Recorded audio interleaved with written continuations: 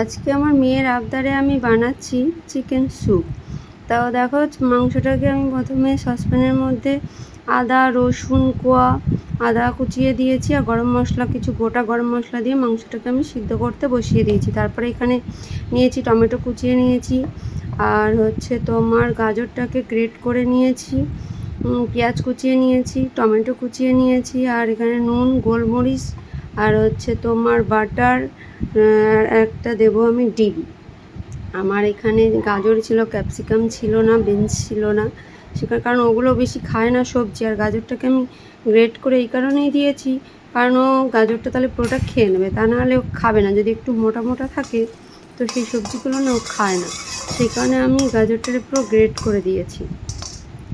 তো আমার মাংসটা সিদ্ধ হয়ে গেছে, আমি ওটাকে নামিয়ে নিয়েছি। নেওয়ার পরে আমার কড়াইটা গরম হয়ে গেছে, আমি 1 চামচ মতো বাটার দিয়েছি। তোমরা চাইলে সাদা তেল দিয়েও করতে পারো যদি বাটার না থাকে। বাটারটা অপশনাল, দিতেও পারো না দিতেও পারো, বাটারটা দিলে একটু ফ্লেভারটা ভালো লাগে এই আর কি। তো তার মধ্যে বাটারটা গরম হওয়ার দরকার নেই, জাস্ট গলে গেছে। তার মধ্যে আমি আদা রসুনের গ্রেট করে দিয়ে দিয়েছি, দিয়ে আমি পেঁয়াজ কুচিটাও দিয়ে দিচ্ছি। আর মানে আদা রসুনটাকে না বেশি ভাজা যাবে না, যে লাল লাল করে ভাজা যাবে না, জাস্ট একটা স্মেল মতো বেরোবে, মানে গন্ধ বেরোবে, তাতেই হয়ে যাবে। আর পেঁয়াজটাকেও দিয়ে দেওয়ার পরে বেশিক্ষণ না, এগুলো কোনো কিছুই কিন্তু আমরা বেশি ভাজবো না, জাস্ট হালকা একটু মানে পেঁয়াজটা নরম হয়ে যাবে। তার মধ্যে আমি গাজর দিয়ে দিয়েছি, টমেটোটা দিয়েছি, কারণ টমেটোটা দিলে না কালারটা খুব সুন্দর হয়। আমি কিন্তু এখানে কোনো হলুদের ব্যবহার করিনি।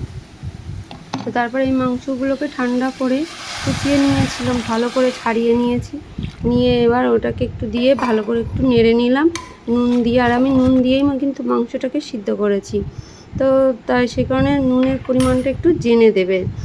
তো তারপরেই দেখো, আমি এখানটাতে মাংসগুলো দেওয়ার পরে আমি যে চিকেনের স্টকটা ছিল সেটা ঢেলে দিয়েছি, ওটা কিন্তু একদমই ফেলা যাবে না। তারপরে একটু গোলমরিচের গুঁড়ো দেবো। কেউ যদি লঙ্কা কুচি খেতে চাও, একটু ঝাল ঝাল খেতে চাও, তারা কিন্তু দিতে পারো, কারণ আমার মেয়ে খাবে বলে, বাচ্চাদের জন্য তারা লঙ্কা তো খেতে চায় না, সেই কারণে। তো তারপরেই এর মধ্যে আমি গোলমরিচের গুঁড়ো দিয়েছি, কারণ গোলমরিচের গুঁড়োটা না দিলে তো একদমই ভালো লাগবে না। তারপরে আমি ওপর থেকে যেই এটা একটু ফুটে উঠেছে, দেখেছি গাজরগুলো সিদ্ধ হয়ে গেছে, তারপরে আমি একটা ডিম ফাটিয়ে দিয়েছি। আর ডিম ফাটানোর পরে দেখো ডিমটা এরকম সিদ্ধ হয়ে গেছে।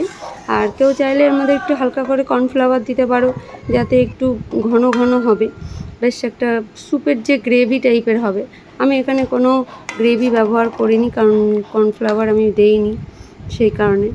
আর আমার স্যুপটা দেখো রেডি হয়ে গেছে। লাস্টের একটু বাটার দিয়েছি, দেওয়ার পরে এবার মেয়েকে এনে দিয়েছি। মেয়ে তো খুব খুশি হয়ে গেছে সন্ধ্যাবেলায় স্যুপটা পেয়ে, কারণ ও কদিন ধরে খুব বায়না করছিল আমাকে স্যুপ বানিয়ে দাও, স্যুপ বানিয়ে দাও। তো দেখো আমাকে খাইয়ে দিচ্ছে, আমিও একটু খেয়ে নিলাম, বেশ ভালোই হয়েছিল খেতে। তো এই দেখো, এটাই ভেবেছিলাম এই বাটিটা রেখে দেবো, পরে খাবো, কিন্তু খেতে খেতে না আমরা দুজনেই 2 বাটি স্যুপ খেয়ে নিয়েছি রাত্রেবেলা। মানে সন্ধ্যাবেলা খেয়েছি, মনে হচ্ছিলো যেন আরও খাই, মানে এতটাই টেস্ট হয়। সত্যি বলতে দোকানের স্যুপের থেকে বাড়ির স্যুপটা এত সুন্দর হয়, অসাধারণ। ভিডিওটা কেমন লাগলো সবাই একটু জানিও, আর ভালো লাগলে ভিডিওটাকে একটু লাইক শেয়ার কমেন্ট করে দিও।